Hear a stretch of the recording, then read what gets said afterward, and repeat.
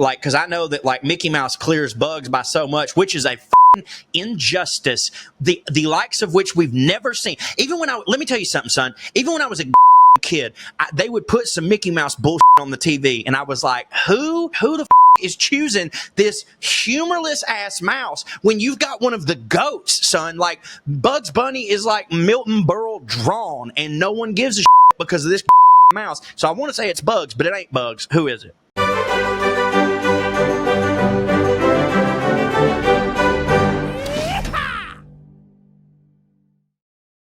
All right, here we are. We're back, Airheads, here in the virtual Airstream studios. Cho's over there in his new edition of the virtual Airstream studios, which you were there last week, right? There at your sister's house. I was. Mm-hmm. It's going to be permanent. Look, the internet works over here. My wife's not here. My son's not screaming. It's a nice fit. I like it. And say no more. Yeah, and right out the window here, y'all can't see, but I can. I can go, like, I can take a break during the day and go see my pigs. You know, I say my pigs. They're Kirby's pigs, but she's my sister. We share everything. So our pigs are out there. The chickens are out there. It's a wonderful, it's very conducive to creativity being on a farm with farmland animals, especially if you're a cartoony person like me. How many pigs she got? There's 8 out there right now. And they're going to eat them? Except for Reba. Reba's not getting it. Okay. Reba was our house pig, you see, for a while. And so my parents actually they haven't eaten pork since Reba was their house pig. Okay, but your sister's going to eat them other pigs, though. Yeah, the other ones, but not Reba. Are they going to sell these pigs? These piggies are going to go to market? That I Which, don't by the know. way, when did that first occur to you, if ever, that, you know, I always, as a kid, that little nursery rhyme or whatever you call it, obviously, as like every child, I assume, except maybe farm children, I always thought, oh, that little piggy has got a little grocery bag over his shoulder. Going down to the farmer's market, picking out, melons and garlic bulbs and stuff. And I was a grown adult when I realized, like, oh, that probably ain't what that means. A pig going to market, Do you know when I found out? Yeah, when? 2 weeks ago, because a tweet went viral about it. Yeah. Somebody well, to be fair, let's see if that's even true. This little piggy backstory. Because it is for kids. It's also like the other one has roast beef or whatever. Yeah. Like, I know pigs will eat anything, but While traditionally seen as a playful finger game for children, some interpretations suggest a darker, more literal origin related to pigs being taken to market for the slaughter. So it's at least debatable that is what it in fact does mean. Also, they said finger game. It was never fingers with us. It was always toes. Yeah, no, it was definitely your piggies is your toes for sure. Piggies is your toe, yeah, or your dew claws. Your toes is piggies or dew claws. The actual Wikipedia just says toes specifically, but I was reading that off of Google's AI, and we all know AI be stupid, so the AI said finger, but yeah.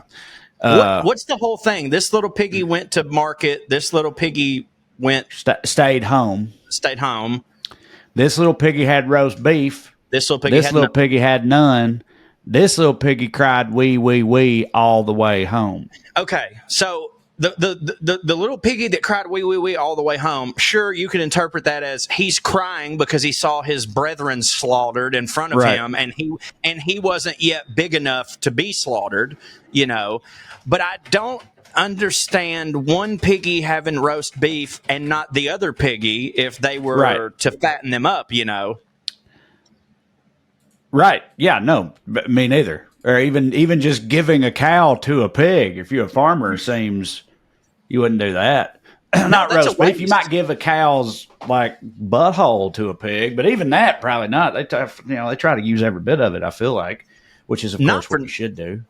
Yeah, not for nothing. I don't know how it would taste, but I've had cow tongue and cow cheek, which hits. I bet if you sear up a cow's asshole, I'd probably be in.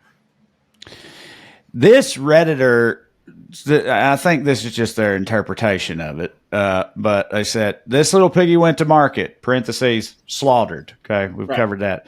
This little piggy stayed home, parentheses, not ready for slaughter yet. This little piggy had roast beef, parentheses, being fattened up for the slaughter. This little piggy had none, parentheses, sufficiently fattened already for the slaughter. This little piggy cried wee, wee, wee all the way home, escaped from the market or whatever. Ran away, didn't get, cried, run away screaming because, like you said, they saw their brethren get killed, but also like maybe they're being chased by bloodthirsty farmers. Who's to say, really? I also reject the notion that there's ever been a pig so fat that they thought it couldn't get fatter. Yeah, they only get fatter generally, right? Yeah, the little pigs ain't even a thing, correct? Like right. Potbelly pigs and stuff. They're like them's just pigs that ain't got fat as fuck yet. I mean, I think so when Reba, the one that I said was our house pig, she was the runt of the litter, and I'm talking about a runt. Like we were like, Jesus Christ, she ain't gonna make it. I mean, a stiff breeze take this pig away, and it stayed like that for like a long time after these other pigs kept getting big. Reba kept staying little, so everybody thought like, man, I guess like somehow she's a teacup pig or whatever. She was in the house, dude. She literally she was like a dog. Like Reba hung out in there. She slept in the bed with my dad. Like Reba was just a dog, and then like overnight, dude, this bitch just became a sow, Right. And they were like, well, shit, we can't keep her in the house no more. So they had her own little like pen outside at my parents' house. And then she kept getting big, and it was like, damn, she needs to go to the farm where she can roam free with all the other pigs. But like my mom and dad were like, okay, but like you ain't killing her because this is Reba. This is her. And my parents, this was like 4 years ago. My parents have not eaten pork like since then. Yeah. Well, Reba tug on them heartstrings, I reckon. But still, she did at the end of the day explode in size, right? It eventually did happen. Dude, yeah. I'm talking huge. And they got one out here. I call her Fat Mama Domino. I don't know her actual name. But, dude, this is the biggest goddamn pig I ever seen. Reba's big. And this pig, the way this pig make Reba is like when Diraxes shows up in House of the Dragon and dwarfs Rhaegar or whatever, and you're like, oh shit, like that's a dragon right there. Yeah, that's pretty wild. I wanted to, but anyway, I hope, I wish that it seems like if you got to be a pig that's going to be ultimately eaten, yeah, it feels like them pigs that you working with there is in like perhaps the most ideal situation, I guess. Absolutely. I mean?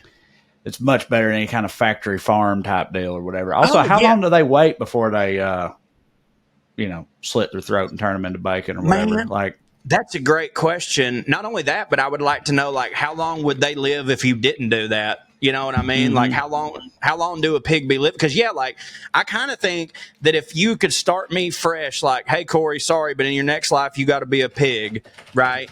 And you gave me the option of like being a free range pig who had to like take, I would end up getting tusks and I had to defend for myself, but maybe I'd live 3 to 4 years longer, or I could be a pig that just gets to lay, eat fermented fruits, lay drunk, cover myself in the mud, fuck, and then just eat everything I want. And then one day they'll just slit my throat and that'll be over. I'd choose that.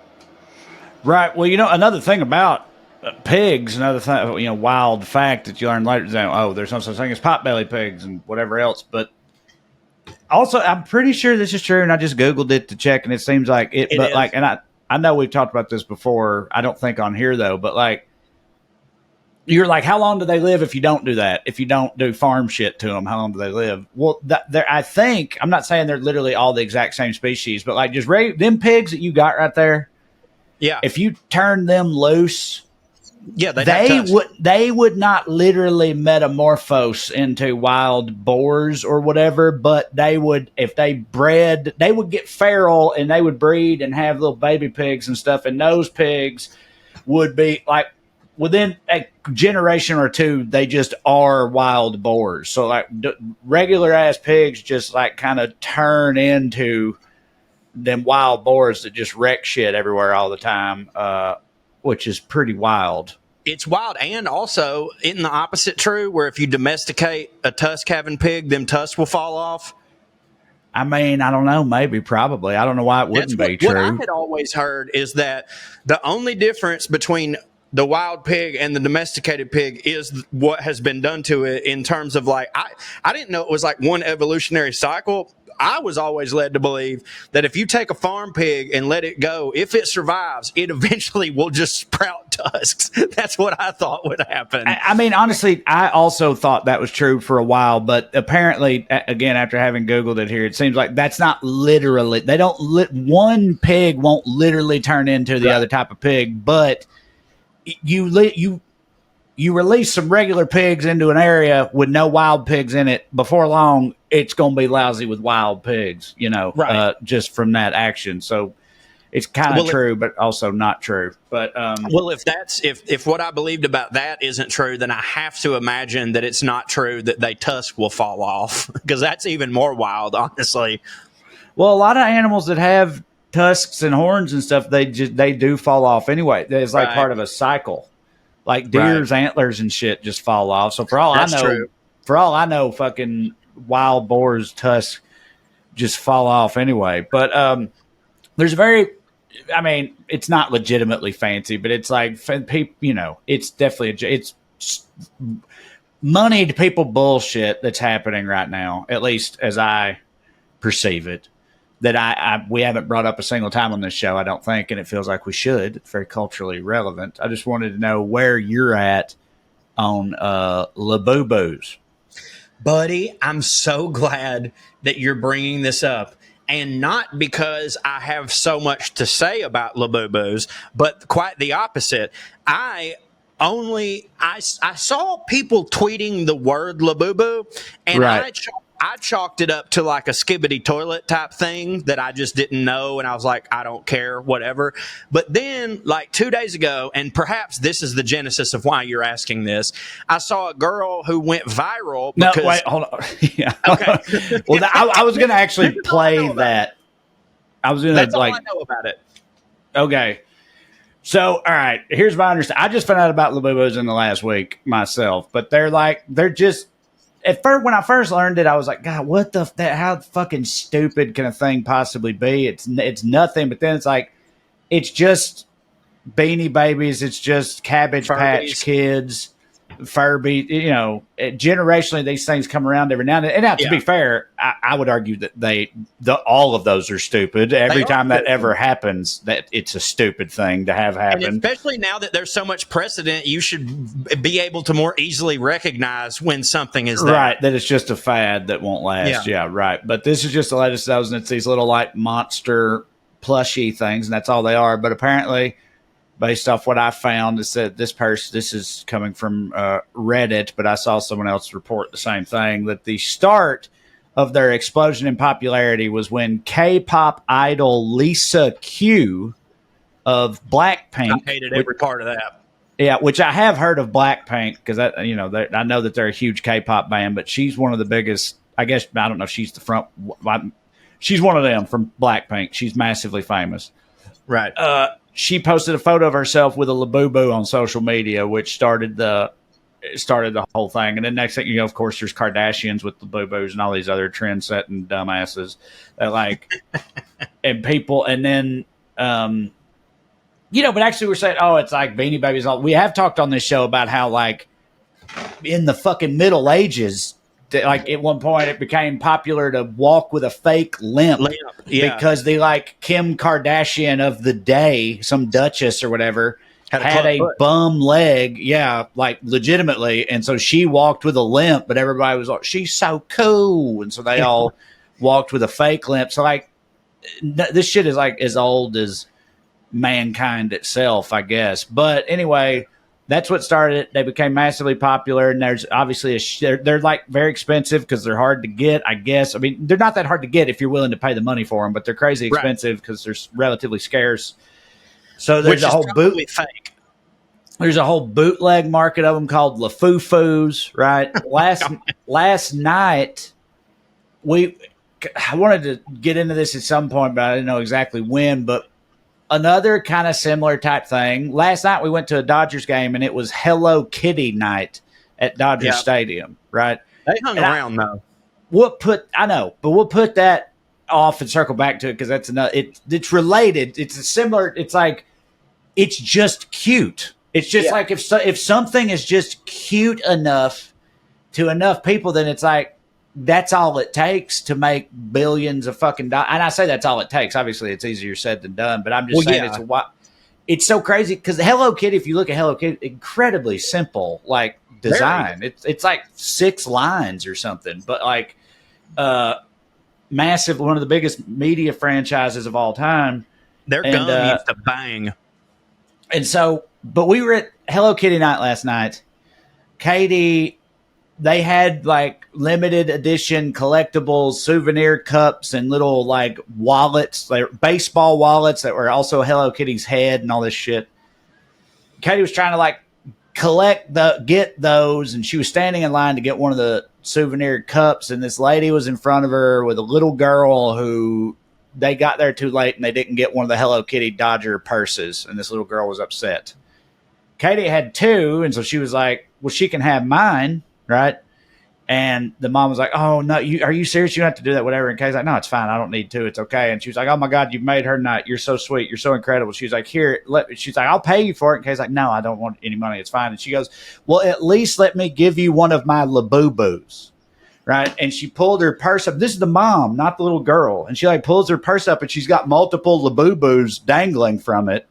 And she's like, I would like to offer you a Labubu as a token of appreciation or whatever. Please, so it's turned into like one more Labubu. Yeah, right. Turned into like, woman currency or something. Cryptocurrency. I can't even think of a good word. I know. Not one that isn't offensive, but Katie also, because it's funny because Katie wanted these Hello Kitty things, but she thinks Labubus are stupid, which I mean, again, I also do. So Katie was like, oh, no, that's okay. It's fine. But that's all you do with them is just hang them on your purse, I guess. But this lady had an assortment and she tried to give Katie one. And it's just all, I don't know how long it'll last, 6 months or something. Then they'll all be collecting dust somewhere and it won't fucking matter. But right now, everyone's trying to act like they're, I don't know, legitimately pieces of art that are worth a lot of money or whatever, then yes, well, you were referencing this lady did go viral with this, but also need to establish another part because with our audience and me and you both, I don't like before this happened. Did you know who KSI was? I don't know who that is now. See, right. So, and I'm sure a lot of our audience doesn't either. KSI, that's a CBS show that sucks. KSI, yeah, it's a spinoff, but it's the Korean version. Yeah, right. Yeah, exactly. It's the Korean version of CSI, hugely popular over there. But no, KSI is he's like the second biggest YouTuber alive or something like that. But who's he's like number one, Beast or PewDiePie? Well, I guess it's Beast now. So KSI is probably not. He's probably not number 2 because those 2 guys are the 2 that I would assume are still number 1 and 2, but I actually don't know. But he's a streamer, YouTuber, streamer, all that shit. He was like the first guy to box one of the Paul brothers. Like that whole thing becoming a thing, the way that it has. They beat the shit out of him? Started. No, and everybody thinks it's rigged and shit. It probably was because they're like on an equal ground in terms of influencer status or whatever. So they like. I think they fought twice and they split it, and both was a split. Each one was a split decision. That type of work. A, I don't know for sure, and B, I'm happy that I don't. But it's something like that. But anyway, he started out doing commentary videos on FIFA game, like not real game, video games, FIFA video game. I don't think so. Just doing commentary about other. But then he started doing rap songs. He's had like rap hits, at least he's British, by the way, British black guy. Oh, dude, you're making the sell. Right. So he's to the kids, to the children's. He's a big fucking deal, apparently. But I know old people like us don't know who he is, and I didn't either. But his name is KSI. So, and you need to know that to appreciate this. Also, you need to. It won't not well. You need to at least see a picture of it. But again, I'm sure a lot of y'all have probably seen it already. Woo! But this lady apparently had gotten her own TikTok following based entirely around Labubus because she, God, I'm sure she, her husband's fucking probably sells arms and munitions to Israel or whatever the fuck. But anyway, she's fucking, she's rich. So she's cornered the blackface Labubu. Yeah, right. So she's rich apparently because her whole thing on TikTok, as far as I am aware, is that I've got a Labubu collection, and I've got the most expensive Labubu collection on earth. I have a $50,000 Labubu and a $20,000 Labubu, and that's her whole thing. And she had been doing that, and people had been following her for that, and she kept getting fancier and fancier Labubus. And then finally, this happened just the other day. I am the owner of the world's first KSI Labubu. So I have been a fan of the Sidemen for years and years, and I can't tell you how excited I was to pick up this KSI Labubu. I was so excited. KSI Labubu. So I paid £100,000 for the KSI Labubu. I think it's perfect. I love it. This is with my collection of most expensive Labubus of the world. Obviously. So if you're only listening, this Labubu 100% is in blackface. Like, it's a pickaninny, dog. It's a pickaninny straight up. I know that this can be denying it.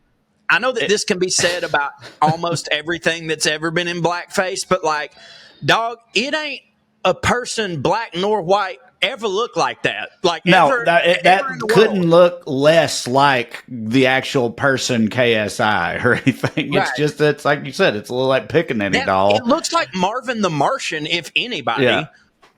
Right. And so anyway, she got, and also just that, I mean, how about that voice, right? I mean, good Lord. Apparently that's Essex, and it's funny because she could tell she's new money trash because that's definitely not. That ain't any kind of posh British shit. Let's hear a couple more. They might have old money. Like, some people in the South come from old money, and we sound like. Now, granted, they have the Savannah or Charleston accent. Exactly. That's what I was about to say. They still have that more refined Frank Underwood type of Southern accent or something. This is just. Because they are top celebrities. Like, she is straight getting it started over there, bro. Out there. I don't know if there's anyone else from the Sidemen that I'll get in Labubus because obviously this is a one-off. I am the only person in the world that has the KSI Labubu. Now, the bandana that's actually on the KSI Labubu is actually one of KSI's bandanas that he used in one of his rapping videos. So that is why I'm the only one of his rapping videos. KSI Labubu. Obviously, no one else is going to have one because no one else is going to be able to get a bandana from him like I've been able to. Look, I know this ain't a good thing to say, and I don't know this woman, but I hope this bitch die publicly, like on a stream, like she or her, because it's not just, it's her and anyone who's like influenced by her is like, oh, this is what I should be. And also, can I say this, not to shame, but here we go. What is it with like rich people getting plastic surgery is a tale as old as time, right? Of course it is.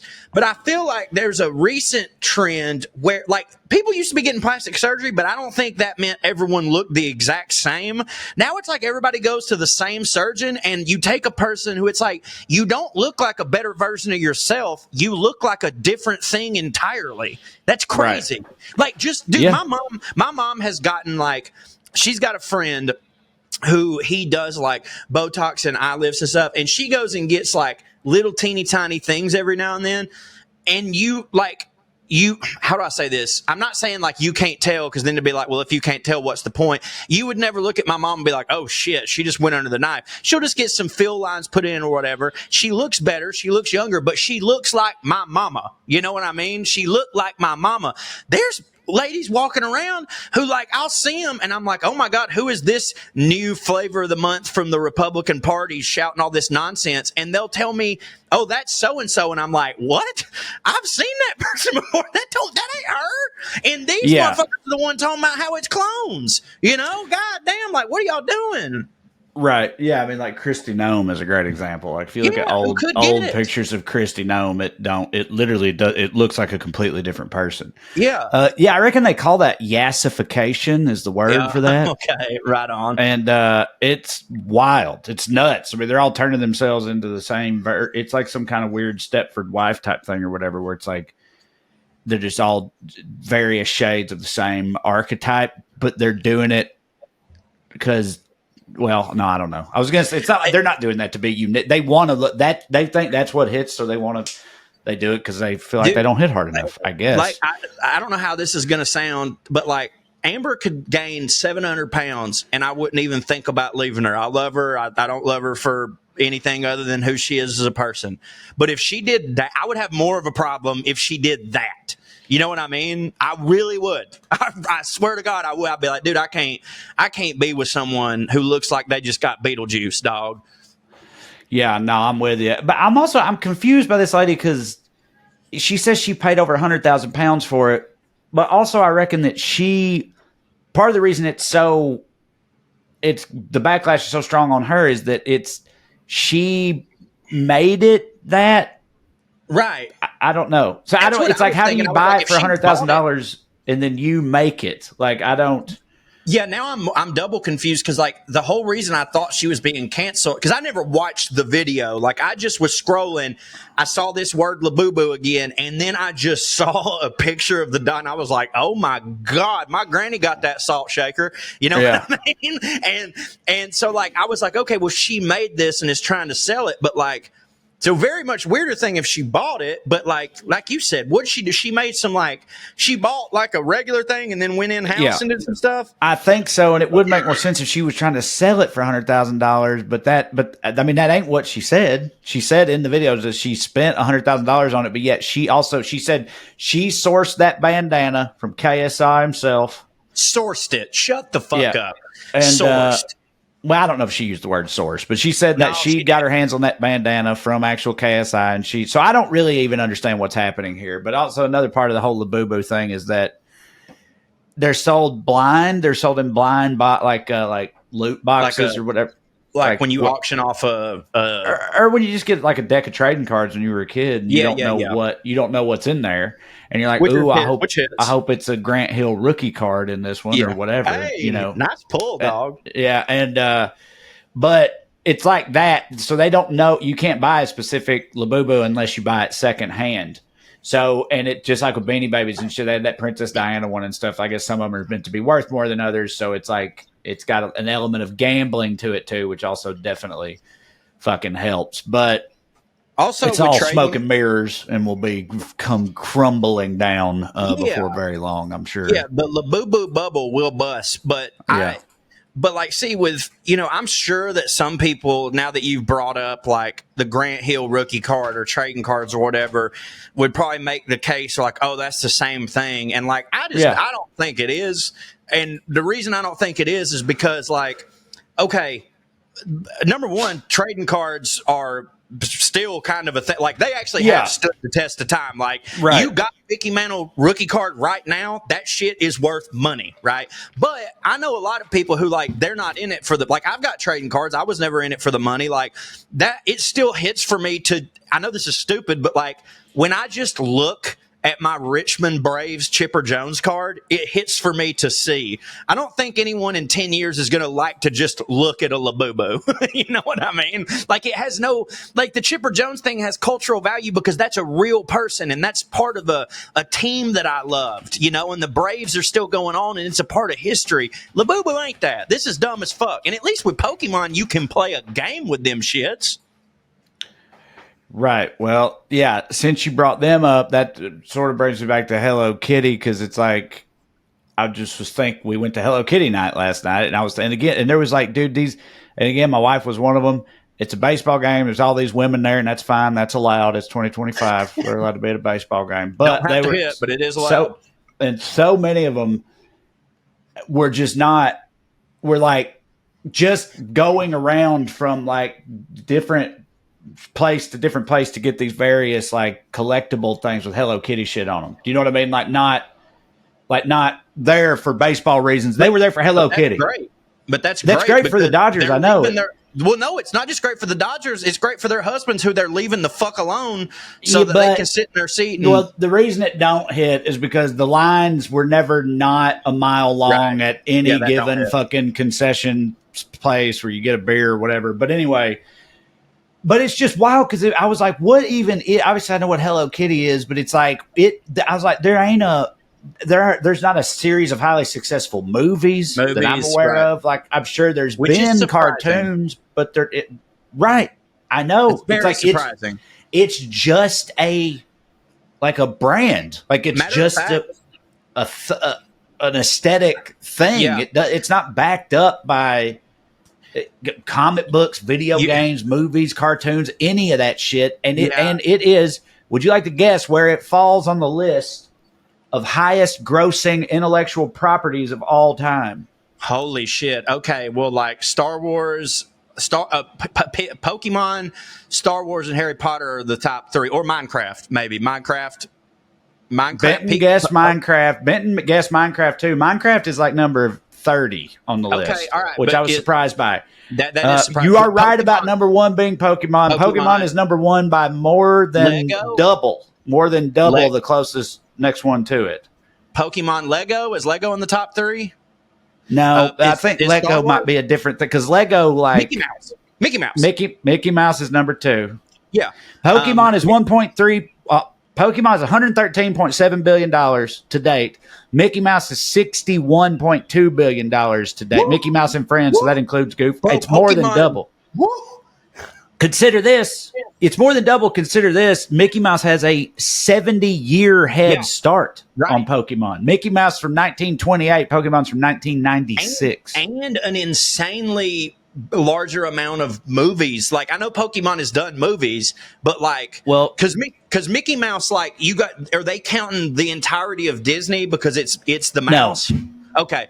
No. But not the entirety of Disney. If you counted all of it, because you already said Disney Star Wars. Star Wars is owned by Disney. It's on here. It's not. It's a separate thing. Okay, so Pokemon's number 1, and you said that Mickey Mouse is number 2. Mickey Mouse is number 2. Number 3. Man, like, I know it's not, like, my heart wants to say Bugs Bunny, but it ain't, like, because I know that, like, Mickey Mouse clears bugs by so much, which is a fucking injustice, the likes of which we've never seen. Even when let me tell you something, son, even when I was a goddamn kid, they would put some Mickey Mouse bullshit on the TV, and I was like, it was the same to me when I used to see, like, if there would be like a Hardee's next to a McDonald's, and I'm like, who is choosing McDonald's when they can get Hardee's right there? I would think the same about Bugs Bunny and Mickey. I'm like, who the fuck is choosing this humorless ass mouse when you've got one of the goats, son? Like, Bugs Bunny is like Milton Berle drawn, and no one gives a shit because of this goddamn mouse. So I want to say it's Bugs, but it ain't Bugs. Who is it? Number 3 is Winnie the Pooh. Wow. 24 absolute sleeper. Now this is tied in the whole thing I'm talking about. I'll go ahead and tell you that Hello Kitty is number 10. Down, Hello Kitty is the 10th most valuable or highest grossing IP of all time. But all these ones that are in the top. So like I said, out of all the other ones, and there's one that's purely Asian, meaning it's like Japanese, but it's big in Asia. Americans have never even heard of it. It's or at least I haven't. What is it? 1, 2, 3, 4, 5. It's 6 on the list. It's called Anpan Man. Is that a manga? Anpan Man? Anpan Man is probably how they pronounce it, not Anpan Man. Anpan Man is a Japanese children's superhero picture book series. Yeah. That has been adapted into an anime. The series follows the adventures of Anpan Man, a superhero with an anpan, which is a red bean paste-filled pastry for a head. Yes. So it's like Donut Head Man who protects the world from an evil anthropomorphic germ named Bacon Man. All right. So I'll finally say it, Trae. I'll finally admit to you that I was wrong about those people and their culture. They are a silly lot. And I applaud them for it. But what you notice when you actually look at this list is all of these things that are at the top, and this is what I'm saying, it's why Hello Kitty kind of actually does check out, is that, like I was saying, there's no comic books, there's no movies, there's no games, there's no nothing. But all these ones that are at the top, the biggest, the bulk of their profits and income over the years is merchandising. Right. It's toys, clothes, anything branded. Like, dude, that shit blows the fucking movies and stuff out of the water. Like Star Wars Star Wars is number 4 behind Winnie the Pooh. Star Wars is number 4. 46.7 46.7 billion. And it's pretty the all-time box office 10 billion, but the merchandise sales $30 billion, so 3 to 1, you know. I was about to say, like, people don't understand that, like, and obviously his name is Grogu, not Baby Yoda. I'm just saying this so the jabronis out there know what I'm talking about. The Baby Yoda, just the addition of that and that plush doll made that show worth the whole thing. Like, it made more money than whatever buy rate they got or whatever. Like, it and I mean, dude, famously, like, the one of the reasons that Return of the Jedi divided fans was because they specifically made the Ewoks with the intention of, we gonna sell these little motherfuckers at the store because that's where it be, you know. Right. Yeah. So, but all the rest of it, but Hello Kitty, number 10, 33.5 billion. Okay. That's made up of merchandise sales of 33.5 billion. That's crazy. And the only other line item is box office. So I guess it was a Hello Kitty movie. Listen to this. All-time box office for Hello Kitty, $61,487. Okay, that's I know. kind of crazy. I know. There. How is that even possible? That's insane, but that's what Wikipedia says. So I'm just saying Hello Kitty is 100% nothing but merchandise sales. The rest of these, that is combined with all, like, movies, games, and whatever else they do. And it's still number 10 on the list. That's pretty fucking crazy. Dude, that's nuts because, yeah, man, like, I honestly, until you texted us earlier about Hello Kitty Night, I actually thought that they didn't exist anymore because the only way that I knew them was there was a Hello Kitty store at the mall, and my sister had to go there. Like, she had to go there. And so, I mean, you know, I was with the family, so I'd go in there. And that's why I said earlier that their gum was awesome. Because, like, I'd go in there and she'd be getting, and I'd be like, give me some gum. And I remember they had, because, you know, Asians, whether it be Kit Kats, potato chips, or whatever, they got flavors we can't even see in a dream, you know. So, like, yes. I remember they had a pear gum, and, like, and at the time, I'm a kid, the only options you had was Fruit Stripe, cinnamon, that's it, or mint, or whatever, and it was pear, and it was the most refreshing, greatest thing ever. And then my sister got older, and I've thought not once more about Hello Kitty in my life ever, not seen a store, nothing. And yeah, I'm blown away by that. I think now that it is more of it was a trendy Labubu type thing, like when we were younger in the late 90s, stuff like that. And I think now it's more of a nostalgic thing, but they are still, I mean, they still going, like, obviously, for sure. I think that they've firmly beat the Labubu allegations. Oh, because, no doubt. Yeah, Hello Kitty's got staying power. Yeah, because, like, dude, you ain't gonna see, you don't see no more Beanie Babies. I mean, maybe you do, people might, but, like, there's no more Beanie Baby stores and shit, none of that stuff. Like, only time you ever see them is, like, when I go to Iowa, like, all of Amber's grandmas still got that goddamn Princess Di one in the box or with the tag on it or whatever, that, like, that was the thing that was supposed to get the kids through college. Meanwhile, all the kids done grown up in debt. This somebody still on the shelf, you know. So 4 is Star Wars, 5 is Disney Princess. I don't know why exactly that's split up from Mickey Mouse, but I guess that's only fair. Again, if they put everything Disney owns under one umbrella, it would smoke everybody, I feel like. Of course, it has to. You have 3 of the top 5 under one roof, you know, counting Star Wars. 6 is Ant Man. 7 is 7, 8, 9 are the last 3 left, and Hello Kitty is 10. Do you want to take guesses at 7, 8, 9? You've mentioned a couple of them already. Yeah, Harry Potter. Harry Potter is 8. Yeah, Harry Potter for sure. Harry Potter is 8 at $34.7 billion. And Lego. I think Lego's not on here, and I think it's like because it's I think that might be considered a different thing. Sort of like Lego is maybe more akin to like Xbox or PlayStation, meaning like Lego partners with IPs to make things based on their characters and stuff, you know, but they offer like a product. Yeah. Do you know? But I don't know. But either way, it's not in the top 10, even if it's... Okay, hold on. I said Harry Potter. So rattle off the list again until we get down to here. Starting at number 1, Pokemon. Number 2, Mickey Mouse. Number 3, Winnie the Pooh. Number 4, Star Wars. Number 5, Disney Princess. Number 6, Ant Man. Number 7, Barbie. Number 8, I just said Barbie. Yeah, you did. Okay. I did. I may have I forgot you hadn't gotten it. Barbie is number 7. I feel like that one's obvious, and I should have gotten there. So where does Bugs Bunny come in? Is he even on the top 50? I don't know. I'll have to scan and see if I can find it. But Barbie's 7, Harry Potter's 8, Hello Kitty's 10. What do you think number 9 is? Yeah, damn, I want to get this right so bad. Okay. Is it? It's definitely in your wheelhouse for sure. Okay. Oh, okay. Oh, WWE. The Marvel Cinematic Universe, MCU. Of course. Okay. 34.3 billion.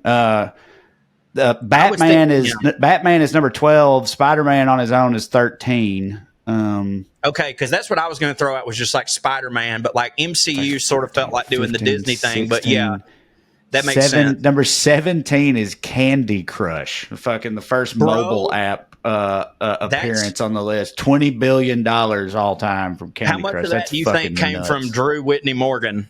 I don't know. Looney Tunes is number 18, right after Candy Crush. Looney Tunes is right under Candy Crush at 17.46 billion.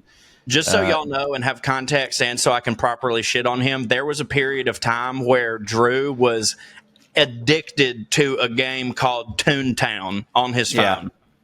Yeah, and it was one of those color matching game things that he did spend money on. That he was developing a problem with. It was very funny. Yeah, and it was funny because every time he'd be like, "Why the fuck would you spend money on that?" He'd be like, "Well, I mean, I don't want to, but then it's like you can get to the level quicker." So, and it's like, yeah, that is how they get you. Yeah, it is. All right. Well, brilliant one. What you want to? Yeah, let's take a break hit for a minute. I've monopolized. Yeah, let's take a break, and I'll be right back to hit. Y'all, summer's been here, and where I'm from, it's getting even hotter.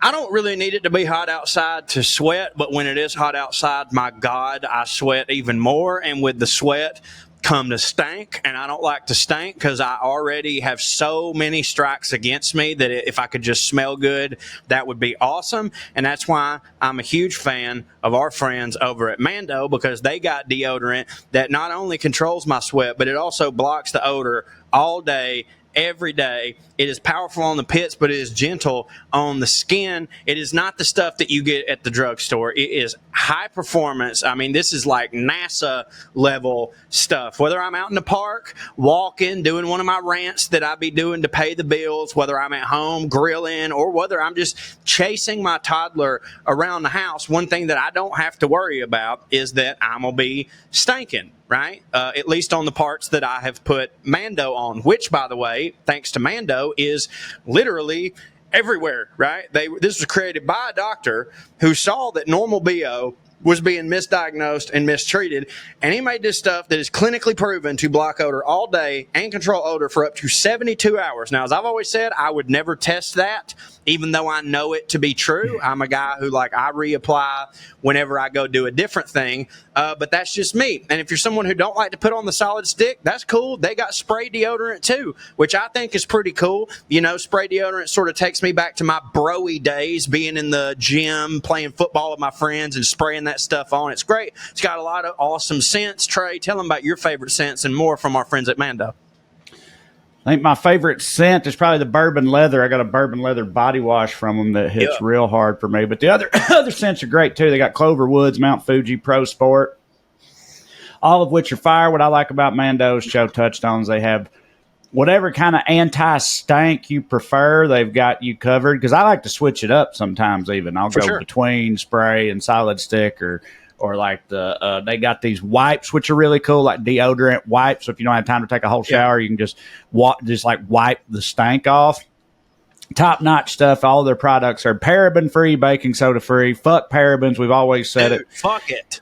Clinically proven to control odor better than a shower with soap alone. Well, 12 hours after a shower, the average man's grundle odor level is a 5 out of 10, but with Mando, the average grundle odor level is a 0 out of 10. That's right. So if you want to try America's #1 whole-body deodorant formula right now, You can find them in Walmart, Target, and other retailers across the country. But for all the best deals and, to please us here at POA, please go to shopmando.com. Mando's starter pack is perfect for all new customers. It comes with a solid stick deodorant, cream tube deodorant, 2 free products of your choice, like the body wash I mentioned earlier, and the deodorant wipes that I mentioned as well. And free shipping as a special offer for our listeners. New customers get 20% off site-wide with our exclusive code. Use the code POA at shopmando.com for 20% off site-wide and free shipping. That's shopmando.com, shopmando.com, and use the code POA, 20% off site-wide with free shipping. Please support our show. Tell them we sent you. Mando's got you covered. Protect your pits. Smell great doing it. Listen, I want to tell you about Factor. I'm a devotee, have been for a while now. And the main reason I like Factor, I think, is because, I get busy during the daytime when I'm at home and everything. I enjoy cooking. I make no secret of that. But you don't always have time to cook a full meal. So especially for me, for lunch, I'm running around. I got a bunch of things stacked up back to back.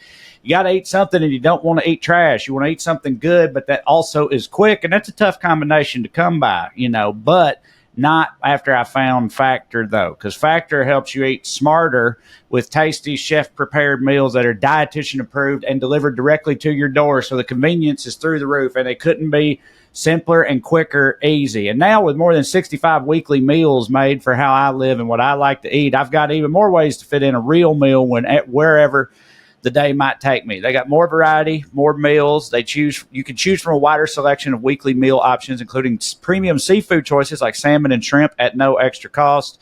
Factor supports your wellness goals even more. Enjoy even more GLP-1 friendly meals and new Mediterranean diet options packed with protein and the good type of fats. Get them bad fats out of here. Factor don't do it. They do good fats only, baby. Savor global flavors.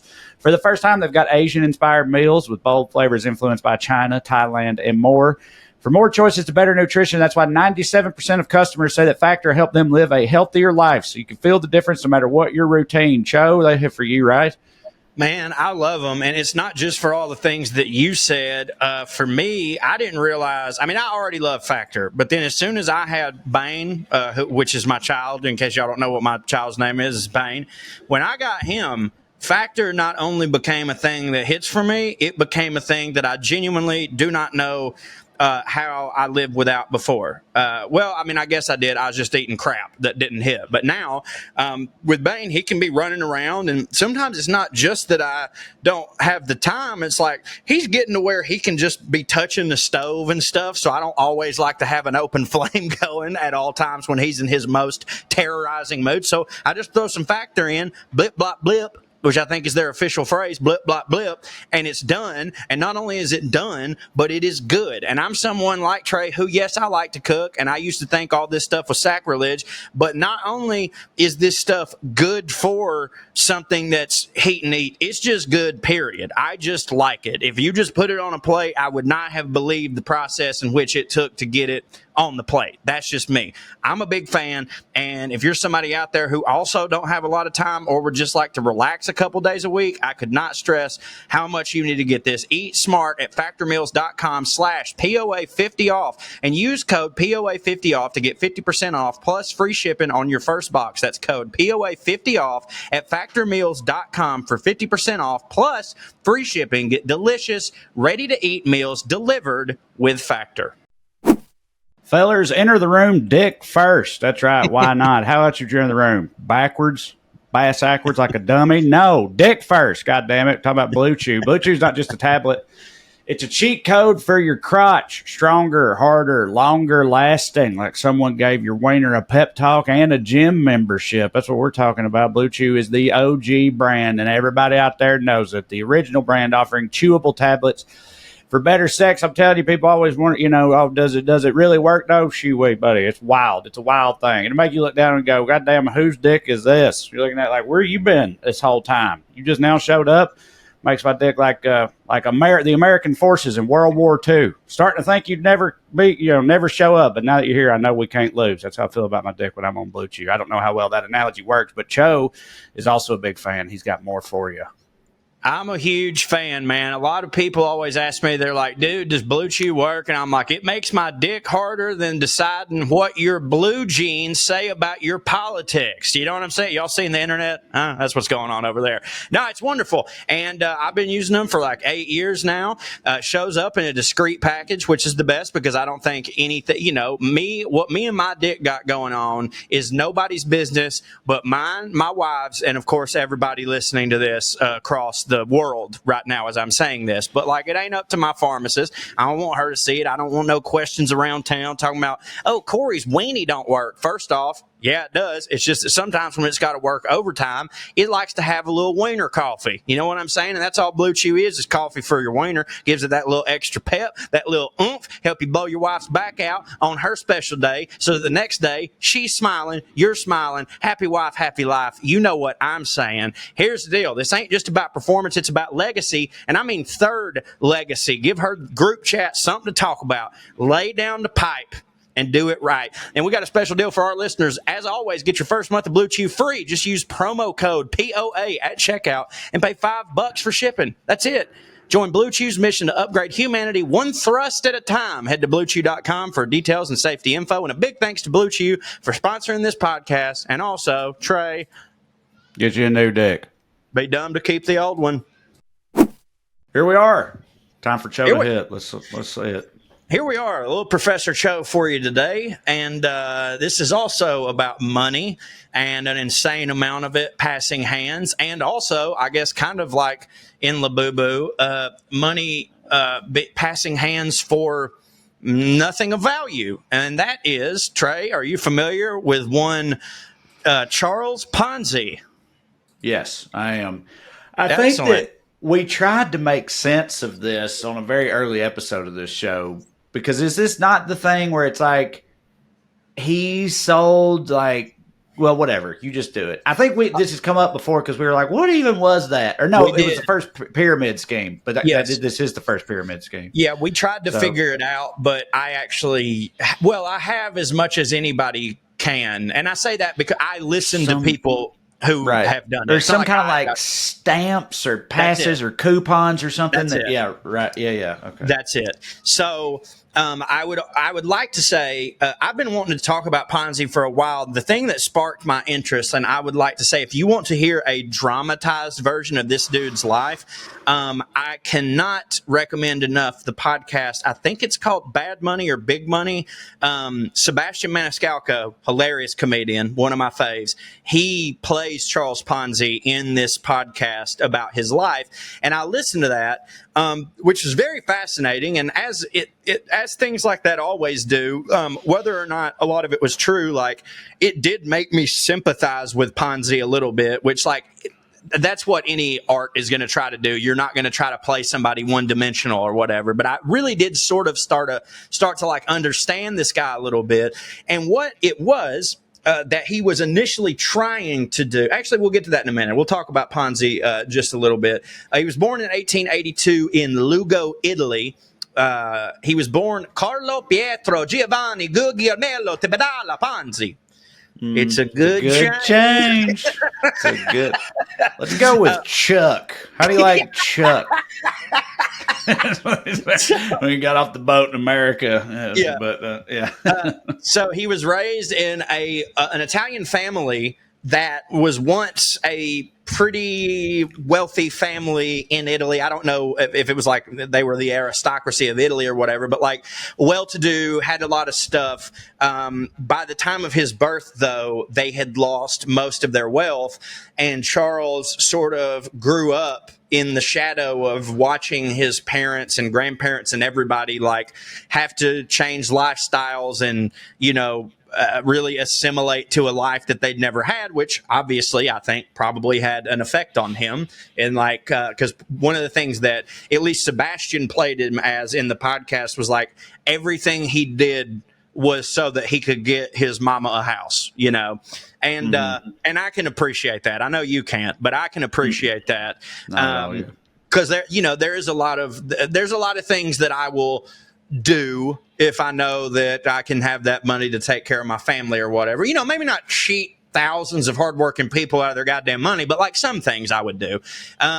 He attended the University of Roma Le Sapienza, but pretty much just went out and stayed drunk most of the time, didn't really give a shit too much for college. He immigrated to the United States in November 1903. He goes to Boston, right? And just like any success story in America, we hear it from The Rock all the time with his company being called $7 Productions. He gets here with $2.50 in his pocket. $2.50. And an onion, I assume. Always tied to his neck. Yes, tied to his neck, both to keep the vampires away and to feed him. Yes. So he claims that he had more money, but gambled the rest of it away on the boat, probably to Leonardo DiCaprio and his other fella. Can we take a real quick sidebar with the? Yes, I've heard that about The Rock. The Rock, $7 Productions, because at what point in his life he had exactly $7 to his name? That's what it comes from, right? He says it was when Jim Ross went to hire him. That's what I think it was. I've heard variations of the story, but Jim Ross has told it that he went down to meet Dwayne in a restaurant in Miami or something. I don't remember if he was still playing college ball or was like done. And at that meeting at this place, Dwayne had $7 in his pocket. That's what he says. Whether or not that's true, we have I feel like there's some people I believe it, and some people it's like they think for some reason if you make it in Hollywood, you've got to have this story. You have to. Well, you know but what I was going to say that I feel, entitled enough to have this perspective or opinion is I feel like there's tons because I just think about it's all about the framing of that and where you place yourself in the timeline and stuff because I overdrew on my bank account, right? 18 times from the time I was 18 years old to when I finally leveled out at 30 or something. Yeah. So there were multiple points in time where I could be and in that moment, I had negative $314 to my name. Right. But I never really thought, look, going broke like that don't hit and everything. But it's if you also, if I had a job, there'd be another paycheck or something that was coming. It's I just worked myself out of this hole. It's not I'm going to be homeless next week because this has happened or whatever. Right. Versus do you know what I mean? But I could frame it without lying as being I could say without lying, when I started stand-up comedy, I had, I was in the red. I had less than no money and a wife and 2 young children. And I didn't, and that's all is true. But you'd have been fine. Yeah, and I knew that even then. Right. I wasn't worried that we weren't going to be okay or nothing even back then. But that still is kind of true though. So it's I just always wonder that when it comes to those stories and shit. Yeah, because I don't know what his living situation was. Because it's not lying for me to frame it because this is true. When me and Amber first started dating, this is right pre-hit. Did you know that right pre-hit? My bank account was either overdrawn or non-existent, and I had $20 in my pocket. But then, literally 2 weeks later, we signed a book deal that changed my life. So, but I was living on my parents' futon. So, when that $20 was gone, I still had a place to sleep. So I have no I'm not gonna have $20 productions, is what I'm saying. I don't. That's not part of. It, the only reason I've ever even told that story is to highlight Amber, not me, which was to tell people hey man, and she knew all this, and I feel that's a testament to her. Me, out of whatever, I'd been broke the whole time doing stand up. I knew how to be broke, but I do think it's a good story to show Amber knew all of that and still was she's I'll support you forever. Now, luckiest buy low, sell high bitch in the world. 2 weeks later, Simon and Schuster came calling. So it's do I think I have to believe her because I have to believe her. We don't know. I'll tell you what, she'd have left. If that hadn't happened, that bitch she'd have fucking skedaddled harder than you've ever seen a some bitch skedaddle in their life. And I wouldn't blame her because I'm not a good person with money. You know what I mean? Like, I'm a sack of shit, stinky, fat, bald, don't hit. Like, I can cook and stuff, but like, you know, I get it. You know, I get it too. So Charles Ponzi, right? he showed up to Ellis Island with an onion and two hay pennies. Yeah, and in Boston, which he would move from, but end up coming back to, which is where the bulk of his, imprinted history takes place. He took a bunch of jobs across the U.S. and Canada. He was, you know, as most Italians, dishwasher, waiter, translator. 1907, which is the year my papa was born, he moved to Montreal, Canada. Damn. Actual papa, not great papa? Well, your great papa that you just called your papa. Yeah, because they adopted my mom. So, like, on paper, they were my grandpa and grandma. And I didn't know this until I was in middle school. Like, I didn't think about it, you know. But, like, Granny Bane was actually great Granny Bane. But she was always Granny Bane to me because that's my mama. Like, you can't tell her nor me no different. That's my mama. And therefore, I'm going to call her Granny Bane, you know. Which is totally fine. It's just it does explain the... Yeah, because me mom and pa were born in 1935 and 1939, I think. Yeah, you know, Granny respectively. So 1907 is, you know, that's old. I mean, that's before the Titanic, dog. Very, very, right, pre-Titanic. I mean, that's old as fuck. Yeah, dude. He was born in 1907, and my granny was born in 1920. He was what would be referred to today as a pedophile. Yes. And all the rage back then. Well, also, I'm sure her family was desperate to get rid of her, lest she just starved to death. So they gave her to a grown man in exchange for a sack of beans. Yeah. And they lived happily ever after whatever. You know, I said that to be funny, but actually he married her when she was 21. He was way older. You know what I mean? So like he didn't like marry. Now, Granny's sisters got married at 12, but my granny at 21, who was already in contention and considered an old maid at 21, right? And he was 35 or whatever. And by the way, this is one of the reasons that we assume that my papa was gay.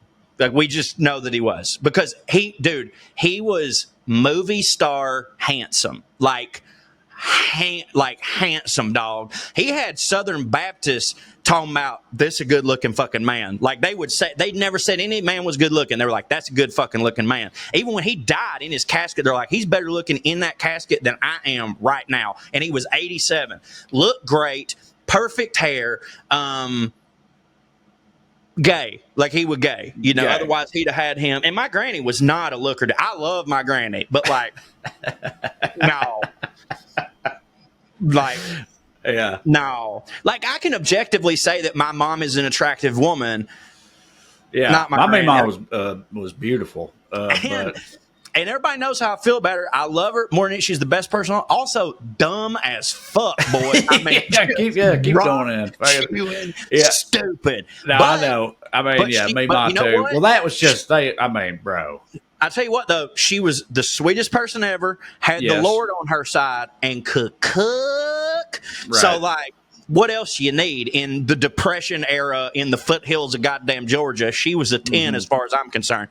Anyways, he moves to Montreal, Canada, and he was working at this place called Banco Sarasi, which eventually collapsed due to, ironically, bad loans and a fraudulent pyramid-like structure that he didn't have nothing to do with. He was just there. It happened, and now he's out on his ass, and he doesn't know what to do. He can't afford anything, so in order to try to save himself financially, he forged a check, and this gets him in the clink. He gets convicted of forgery in 1908, spends 3 years in Canadian prison. Then he gets out and was caught smuggling Italian immigrants across the Canadian border, served 2 more years in Atlanta prison. This is where he met Ignazio Lupo the Wolf Saietti. You know, that guy. And who sort Nacho the Wolf?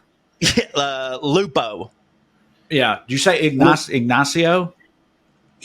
Ignazio. It's I-G Nazi-O. which is that sounds normally like that word has got a C McDonald. or that name's got a C instead of his. I'm pretty sure that Nacho is short for that name.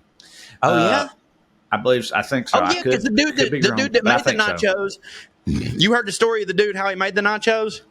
Actually, no. I didn't even know that the food was necessarily connected to that name. I just thought that Ignacio, the short version of that, was Nacho.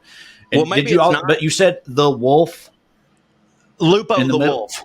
Lupo the wolf, yeah. Well, Nacho the wolf hits harder. Lupo, that makes more sense because I know that Lupo, this guy's got a lot going on. Because he does. Well, quick sidebar, the guy who invented nachos, it was one of those, like all the greatest inventions, it comes out of necessity, right?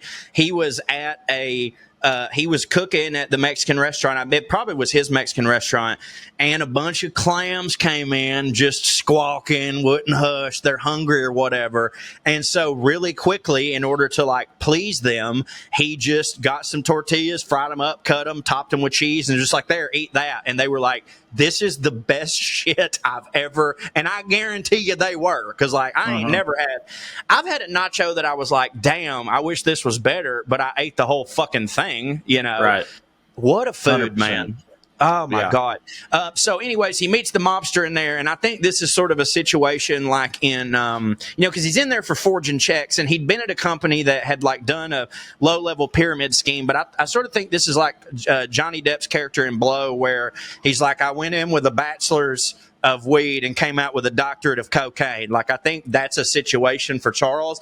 I say that, however, and we're about to talk about it, but like when you get into what he actually did, I truly in my heart believe he thought it was going to go different. So he gets back to Boston in 1917 and he's trying various businesses. He's trying a translation service, which he'd worked in before.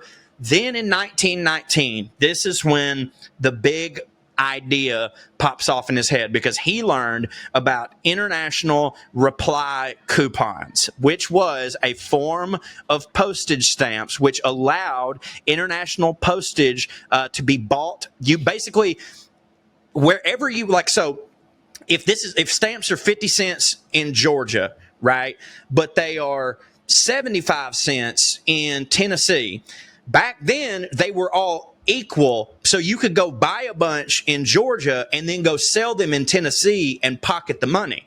And he sees this situation as like, oh my God, and these are international, and there's so many countries where their IRCs, the IRCs, international reply coupons, are literal pennies on the dollar of what they are in America. So his plan was to buy a fuck ton of those and then get people to buy them in some sort of little insulated stock market thing. Like, you give me this much money, I give you these, and then we can turn them into this, right? And so he like took out a loan or borrowed money from one of his mob friends or whatever. And I can't even remember, man, it says on here that I can't remember what country it was. But he just put a bunch of money into these fucking stamps. And then he goes to test his theory, and he gets all these cheap stamps, and he goes to a place in America. He's like, hey, I just need to return these. I don't need them. And they're like, yeah, you can't do that. And he's like, what do you mean? They're like, it don't work like that. I mean, you can use them, but we don't exchange them. And they're like, because they're different prices. Right. you know? That's what I was thinking. I was like, nobody thought of that. Like, that feels like, pretty obvious thing. Well, number one, you would think that like this is something he would have thought of before he put all his money in, right? Well, so he had also... I'd have tried it with like 50 cents worth or something. Exactly. At first, I feel like. Well, of course, I'm sure he had to write a letter that traveled on a boat to fucking Morocco or wherever he got these, first set of stamps from. It probably took a while, but still.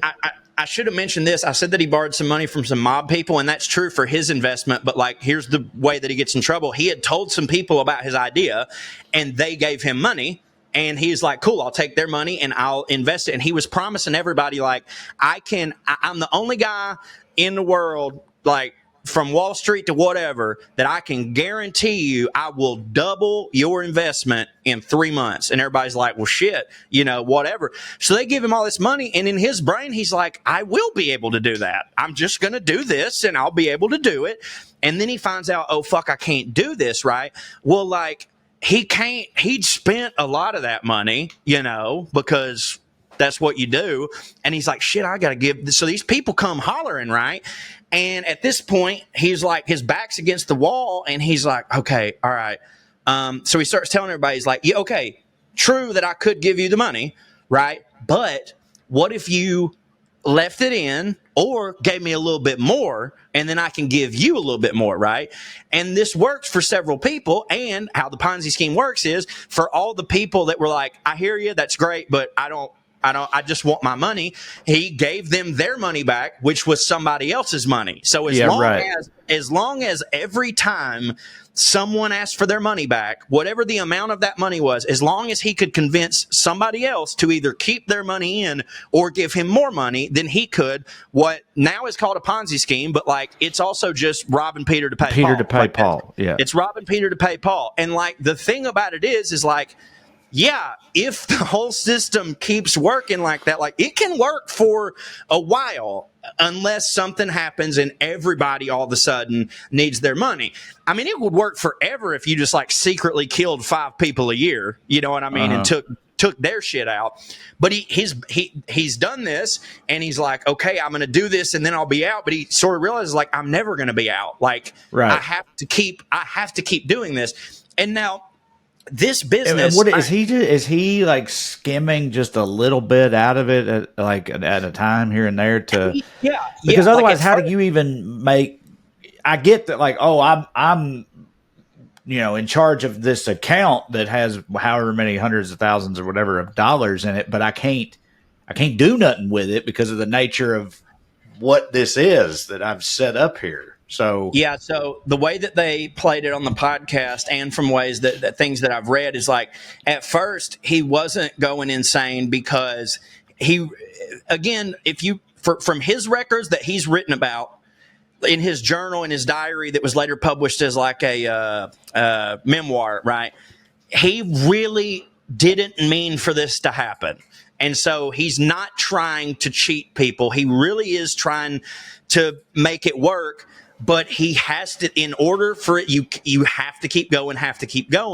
And I think where he started going crazy. What does he think? What does he think is eventually gonna happen? Like, what's the corner he's trying to turn? That, like, if I can just get there, then this will all work out the way that I always promised everybody. Like, what is that moment in his head? Interestingly enough, with both Ponzi and his successor, Bernie Madoff, who really I would say reinvented the form, but like even though Ponzi is who you think of, Ponzi's the Jerry West of Ponzi schemes, Madoff's Jordan. You know what I mean? Because he made way more money. And he also did it like, I mean, Ponzi was very public, but like for a while, mostly only people in Boston knew him because like there was no internet and he was just, that's all he was doing. It was in Boston until he started getting so many investors that he started opening up branches everywhere, like in New York and stuff. But here's the funny thing about both of them. When either one of them, even up until he died, when Madoff was asked, what was your end game? They didn't have an answer. So I guess like to them, it was just like you just run and run and run until you die or you get caught. And I guess in their brain, they thought that the former would happen before the latter. Like, I'll just keep doing this. And then, or I suppose with Ponzi, maybe he thought like, okay, once I get in too deep, I can just, cause dude, Madoff couldn't have done it, but back then you could flee. You know what I mean? Like because that's what he should have just done. He should have just took the money and run, probably. He already had experience in that too, because when I mentioned earlier that he had been arrested in Montreal and spent 3 years in that prison and then 2 years in Atlanta, none of these people knew any of that because he shortened his name and only went by Ponzi and dropped all that other stuff. His wife at the time didn't know that he had been in prison at all. Like, she didn't know none of that. None of his investors knew that he'd been in prison. So point is, you literally could just, and dude, this is a time when also driver's licenses and passports and stuff didn't even have your picture on it. Like, it just had a name, and people just had to assume that you were the person that was on there. You could so easily just start a new life. He is married in Boston and he loves this woman. So there's that where it's like, well, I can't run off because I love this woman, right? And also I can't tell her what's going on because she doesn't know any of this stuff about me and I'm embarrassed and I don't want that to happen. So with him, he could have ran, but like, he never sort of answers the question of like, what was the end game? But I have to assume it was flee. But then the thing is like, he ends up getting caught and he didn't flee. Like, he didn't leave. He sat there and just fucking took it. And something that happened is he had a buddy, and I can't remember. I don't even have it in my notes. I just remember this from listening to an audiobook in the podcast. He had a buddy who the Boston Times had written, or Boston Herald, whatever it is, they had written this article about him that was like this glowing article because everybody in town fucking loved him because he was the only guy, he was the only investment guy that proletariats they would take their money and double their money. And like, to them, he was this working class hero. And his whole story to them was like, I came from nothing in Italy. I watched my parents squander their money away. I've made such great wealth for myself and I want to help out the people of Boston. And for so long, they had no reason to question him because like, it just worked. Here's the crazy part though. He was open with them he said, yeah, what I do is I buy these stamps and then I go resell them. He knows that don't work. And no one in the entire chain of this process thought to go see if that was a thing you could do. No one.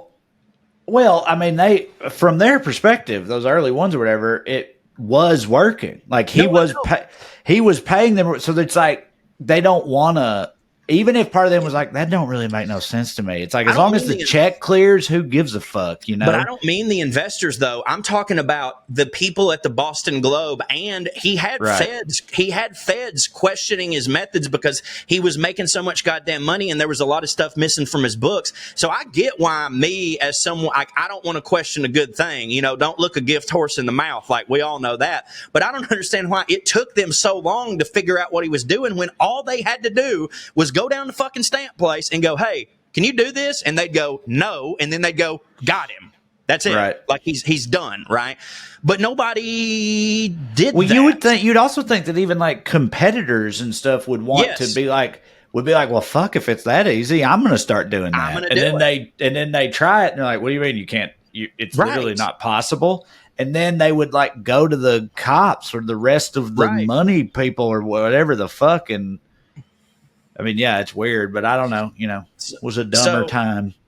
So he formed the Securities Exchange Company in Boston in 1920 and promised investors a 50% return in 45 days or 100% in 90 days, right? Which I think maybe that's how he got him a little bit too, because he's like, well, in 45 days, I can give you half, you know, or what if that's what you want.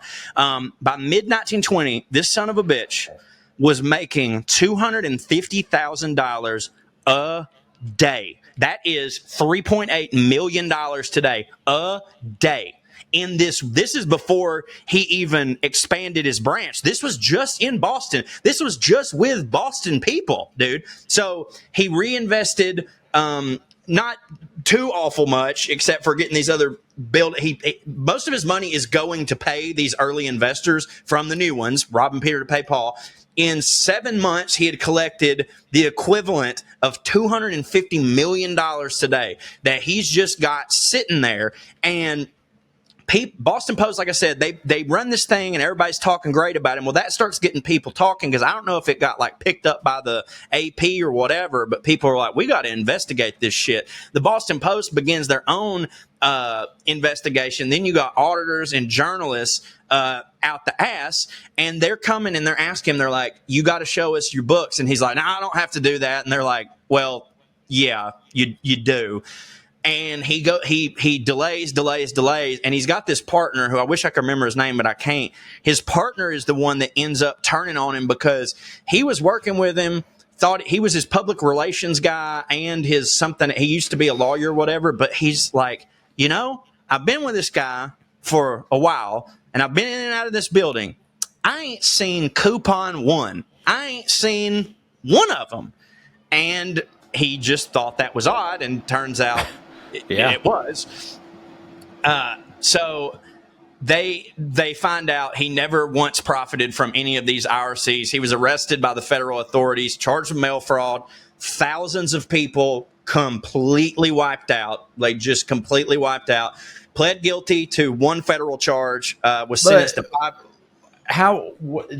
Wasn't the money still just like sitting there? Like, some of it, but it didn't get like returned to him. So he was taking it and spending it. He was like living it up and shit. I forgot this part. I started to say it a minute ago and I forgot. There was a dude who comes to town after the Boston paper breaks the story. He becomes very popular. He's insanely popular in Boston. Like, he can't go to the theater. Like, at one point he would like go to the theater to watch a show, and next thing you know, they're calling him up on stage, and now he's part of the show. Like, he's just the toast of the town because, like, number one, he's a very charismatic fucking Italian dude, but also everybody in the town, he's made them rich, so they love him, right? Well, when he gets this famous, it gets everywhere. Then he's got this office in New York. His face is plastered in New York. This guy sees it. He sees that his name's Charles Ponzi. He's like, I don't know about nobody named Charles Ponzi, but I know that guy. I was in jail with him in Montreal, right? He goes down there to see him, and he's like, it's one of those classic things from a movie where he's just like, hey, and he calls him by the name he went by in prison. He's like, you must be mistaken, sir. You must be mistaken. Yeah. And Faye's like, dude, I know it's you. And by the way, I'll keep it quiet as long as, right. You help me, I help you.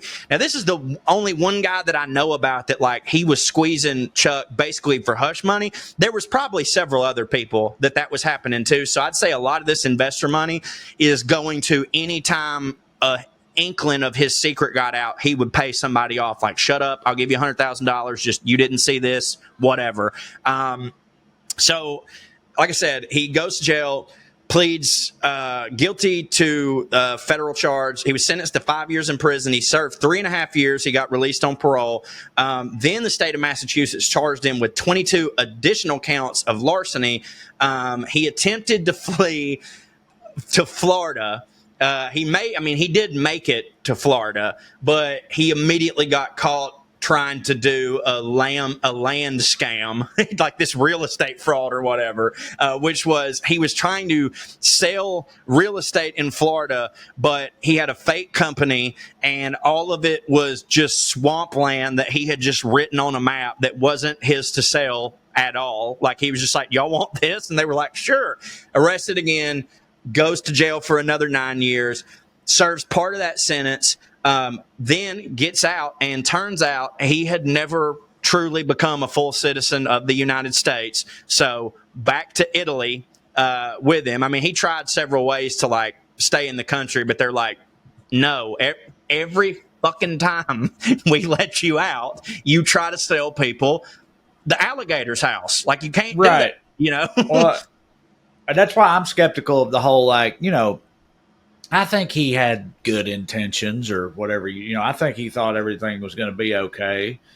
I mean, just drawing up plots of land on a map that you don't own and trying to sell them to people or whatever. I mean, he sounds like a just straight up scammer to me. By this time, I agree. No. By this time, I totally agree. I'm saying, like, as they say, absolute power corrupts absolutely. I'm sure that he wanted that to work legitimately when he had the idea, but from the moment he realized that the underlying principle of it was literally impossible, he's not a good guy. From that point forward, it was just straight up con artistry. A good guy would have been like, I've made a terrible mistake. You can't do this, and then pleads guilty to whatever, goes to jail. But I think you can believe that he really thought it was legitimate, and then also that he's a bad person, or that, like, it just turned him into a bad person. Because, like, dude, money, we've seen it. You see it happen with celebrities all the time. These people that seem all right, and then they get a little taste, and they just. But as Bill Murray said, it's like, it really just, money just shows you who you was, like who you actually are, like that's like, if you're nice, maybe if you're poor and you're nice, maybe you're just pretending to be nice because you're poor and you need to get by on the kindness of strangers. But as soon as you get money, you're like, he gets kicked this is hilarious. He gets kicked out 1934 back to Italy. What do you think? He got a job when he got there. What do you think this man did? Now, remember what all I'd said he'd done before this. What do you think this man's job was? 1934, Italy. Mushed olives with his feet. I'll give you the hint. Military or regime. Oh, fascist Jew hunter? No, he worked in Benito Mussolini's regime as an English translator. Yeah. So he went from worked for the fascist part, powers. Right? Yeah, right. You did. I know. Well, that's what I was going for with that. With the timing of that, like that's a tough final act for him. But sure is. He then moved to Brazil, lived in poverty, died in 1949 at a charity hospital in Rio de Janeiro, penniless and half blind. So there you go. Just the way. But a legacy still. Yeah. Yeah. So that's a peer. Is a Ponzi scheme and a pyramid scheme different from each other? I don't really, because I was about to say I understand. Pyramid's like the multi-level marketing thing, right? But that multi-level marketing that's all technically legal. So people are like, that's a pyramid. What that really is a pyramid scheme. But it's like, but that term existed before that because that's how it's being applied to it. I'm just saying that, like, thinking about this Ponzi thing, it's like, I get how, but dude, you got to take the money and run. There's no other choice, because, like, I get how you get a couple people in and you entice them. I'm going to give you a return like you've never seen in a few 3 short months. And they're like, well, I'll give it a shot with a little bit of money. And then you sign a few more people up, and then you use those next people to pay that first guy. Of course. And that guy tells other people, he's like, no, he's legit. It works. They got 100% return in 30 days. It's crazy. And then now you got the 4 additional people after that you got to pay next month. But now that guy has told his buddies with money, and you've signed up 1,500 new people or whatever. That more than covers that next round of 4 people, and then they tell people or whatever, and now you sign up another fucking 5,000, and you go 1,500, but you signed up 5,000, and so it's like, and you got 90 days before they're even going to holler at you, right? And I get the structure of that, but you have to know that there's an upper limit to it. And again, it's like once the other shoe drops or whatever, like you're just fucked. So like, all you can do is just. I don't know. I mean, I get that it would be hard to figure out when is the peak, but whenever the peak is, you got to just fucking cut and run and change your spaghetti name again to something. It's that you never know. It's like trying to time the real life stock market or something. In your head, you're like, no, I can keep this going for a little while longer. And he did, like, for a while. But, like, yeah, I'm with you. Like, Madoff couldn't just run because we lived in the internet age, and he's a famous guy, and we have tracking chips and all that stuff. But, like, dog, Ponzi, matter of fact, he'd already done it once. Like, he was already living a lie. Like, he could have just gone back to Italy, got a haircut, and that's it. I mean, you never hear from the guy again, and he's good. But it's that greed thing. It's just like, yeah, like you said, it's like, well, okay, sure, but if I stay another week, it's $20 million. Right. So why would I not wait? Yeah. Then I'll go right after that, though. I'll go, but then the next week you're like, I mean, I could make another $20 million. I might as well. It's just like dudes when they with a crazy girl. It's like, I'm gonna fuck her one more time, and you're like, always like, man, you should have left. And it's like, I was going to, and it's like, but it hits real hard, and like getting $3.8 million a day gotta be like getting your dick sucked on some level, probably way better. Yeah, no, I mean, it's hard to, but I would just, you talk about paranoia though, dude, not being able to sleep at night. Once you really, because again, you just have to realize quickly, it's like there is no end game here. Like, this house of cards will fall.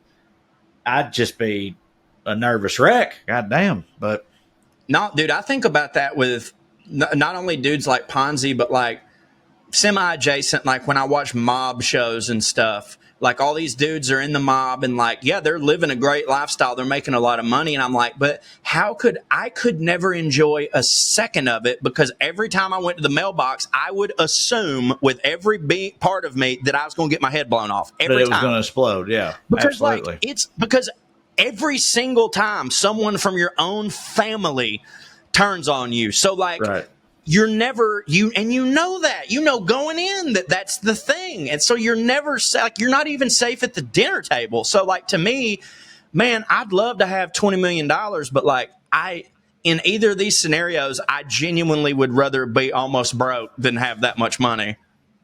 Yeah. If you're looking at fucking going to prison and later dying destitute or getting exploded by your cousin or something, I mean, I'd rather just not have the money. Is that a Sabaton shirt? Yes, it is. Yeah. That hits. My dream bro date is for me and you to fly to Europe, first class, of course. And, on the way over there, either share like one earphone in me, one earphone in you, listen to this, or sync it up on our phones, like jam out to butt rock the whole time, drunk on champagne, land, hotel, massage, Sabaton concert, drugs, and whatever else you can get up to over there. I want us to do that next time we sell something. So never, we got to do that. But if we do, that would hit.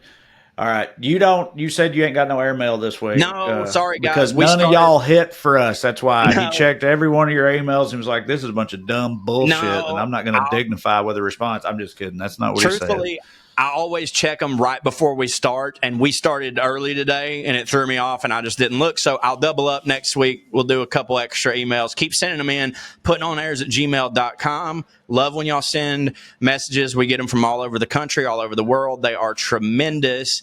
We'll do those next week. Trae, tell everybody where it is you gonna be. This weekend, if you're listening to this when it comes out, I'm in Helium in Indianapolis, Indiana. If you're in Indiana, please come see me. Yes, it's fun. The next week, I'm at Cap City in Austin, Texas. And after that, Helium in St. Louis, Missouri. Then we got a bunch of places upstate New York and Connecticut and Virginia and Oklahoma City and a bunch of other places throughout the end of the year up until we do our Christmas shows with Corey and Drew at Zany's at the end of the year. So, we'll be here before you know it. So go to TraeCrowder.com and get tickets for all them shows and come see me. CoreyRyanForrester.com to get tickets to see me next week, I guess, in Lexington, Kentucky, August 14th, and Charlottesville, Virginia, August 15th. I'm taking a little break after that, and so just go listen to Well Read, listen to Weekly Skews, listen to Gravy Baby, and also while you're on CoreyRyanForrester.com, there will be a button to join my Hero, which is Patreon, but like French, and that's where I do a whole lot of bonus stuff, like 5 posts a week that are I do some park rant podcasts, I do movie reviews, I write shitty poetry, essays, and also right now my favorite thing is my bonus podcast. It's called Public Domain Sleepy Time Theater, where I read you a bedtime story to go to sleep, and we are up to chapter 30 on The Adventures of Tom Sawyer by Mark Twain. It's a lot of fun, and I suggest you do it. It costs you less than a cup of coffee a month, but it means a lot to me. So there you go. Stay fancy, motherfuckers. Skew. Here's Lady Labubus. 1, 2, 3, 4. 1, 2, 3, 4. Royalty and rednecks are alike. They both like cutting and picking fights. Biscuits and baked beans where they don't belong. Sit on down with Corey and Trae and learn some fancy shit today. We'll laugh a little even when they're wrong. They'll take you to a magical place where if you call someone a cunt, nobody cares. They keep it debonair at putting on airs, putting on airs, putting on airs.